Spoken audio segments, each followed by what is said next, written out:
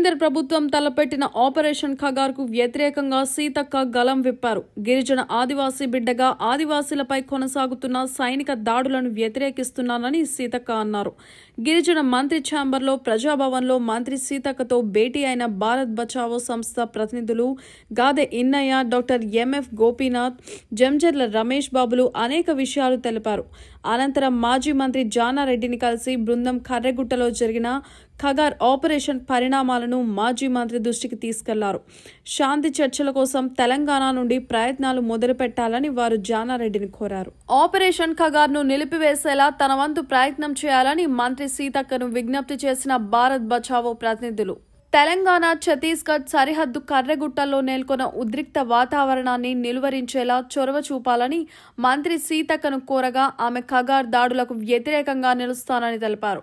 వేల సంఖ్యలో కేంద్ర బలగాలు కర్రెగుట్ట ప్రాంతంలో సంచరిస్తుండటంతో ఆదివాసీలు భయాందోళనకు గురవుతున్నారని మంత్రి దృష్టికి గోపీనాథ్ ఇన్నయ్యలు వివరించారు.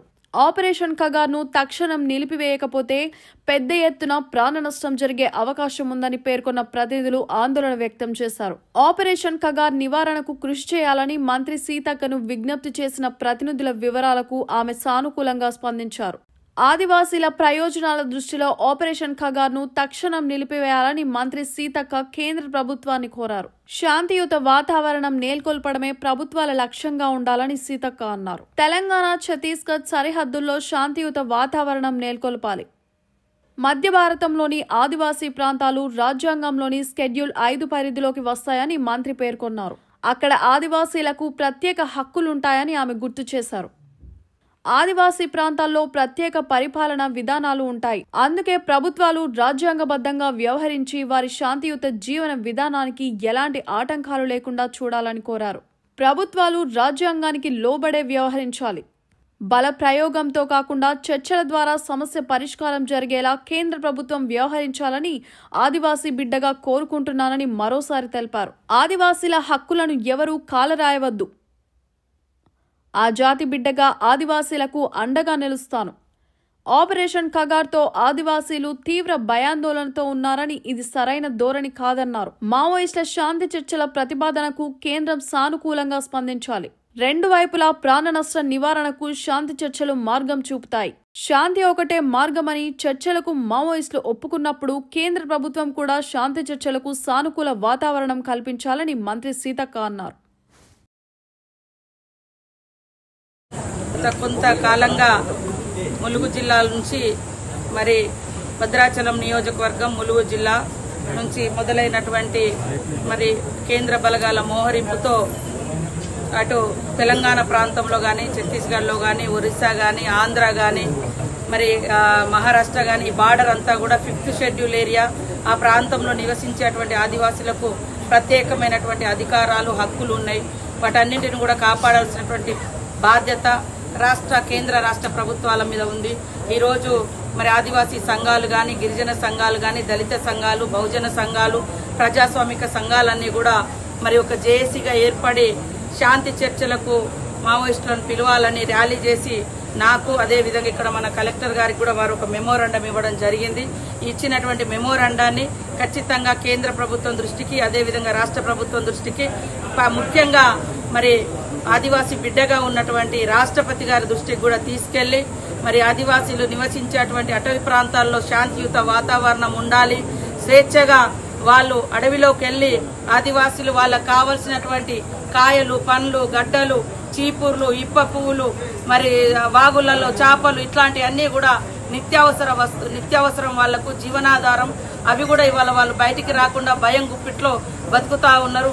ఇట్లా కొన్నాళ్ళు గడిస్తే ఆకలితో చనిపోయే ప్రమాదం కూడా ఉంటది. కాబట్టి అక్కడ ఉన్నటువంటి ఆదివాసీ ప్రాంతాల్లో శాంతియుత వాతావరణం నెలకొల్పాలని మరి నా అభిప్రాయం కూడా నేను కూడా అదే చెప్తూ ఇవాళ మా సంఘాలన్నీ కూడా ఇచ్చినటువంటి వినతి పత్రాలు కేంద్రం దృష్టికి, రాష్ట్రపతి గారి దృష్టికి, రాష్ట్ర ప్రభుత్వం దృష్టికి కూడా తీసుకెళ్లి మరి అదే విధంగా అక్కడ జీవించేటువంటి అమాయకపు ఆదివాసీ బిడ్డల యొక్క హక్కులను, వాళ్ళ జీవించే స్వేచ్ఛను కాపాడాల్సిన అవసరం ఉంది. మనము రాజ్యాంగాన్ని ఫాలో అవుతున్నాం కాబట్టి శాంతియుత వాతావరణాన్ని నెలకొల్పి ఇటు పోలీసుల వైపు నుంచి కానీ, అటు నక్సల్స్ వైపు నుంచి కానీ, ముఖ్యంగా ఆదివాసుల ప్రాణాలు పోకుండా కూడా మనమందరం బాధ్యత తీసుకొని శాంతి వాతావరణాన్ని నెలకొల్పాలని కూడా కేంద్ర ప్రభుత్వాన్ని విజ్ఞప్తి చేస్తా ఉన్నాం. ఆదివాసీ బిడ్డలందరూ కూడా ఈరోజు ఆందోళనలో బతుకుతా ఉన్నారు.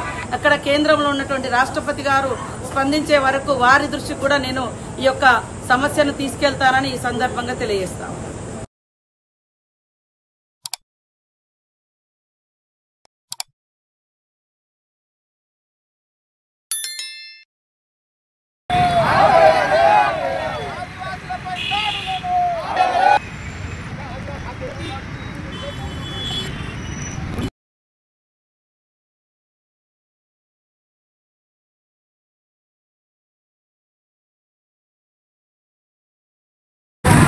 బంగారము రకరకాల అటవీ ఖనిజ సంపద ఉంది కాబట్టి ఖనిజ సంపదను టాటా, బిర్లా, అంబానీ, అదానీ కంపెనీలకు, పెట్టుబడిదారులకు, సామ్రాజ్యవాదులకు కట్టబెట్టడం కోసం ఇవాళ కేంద్ర ప్రభుత్వం, మోడీ ప్రభుత్వం, అమిత్ షా ప్రభుత్వము ప్రయత్నం చేస్తున్నది. కాబట్టి అందులో భాగంగానే వాళ్ళ అటార్ ఆపరేషన్ పేరు మీద వందలాది మంది నక్కలు పద్ధతి మంచిది కాదు. కాబట్టి భారతదేశంలో ఏవైతే భారత రాజ్యాంగంలో చట్టాలు ఉన్నాయో ఆ ఆదివాసీ చట్టాలను కూడా ఇవాళ పూర్తిగా వైలేషన్ చేస్తూ ఇవాళ చంపడం. వీడియో చివరి వరకు చూసినందుకు ధన్యవాదాలు. ఇలాంటి మరెన్నో రాజకీయ వార్తల కోసం మన ఛానల్ సబ్స్క్రైబ్ చేయండి.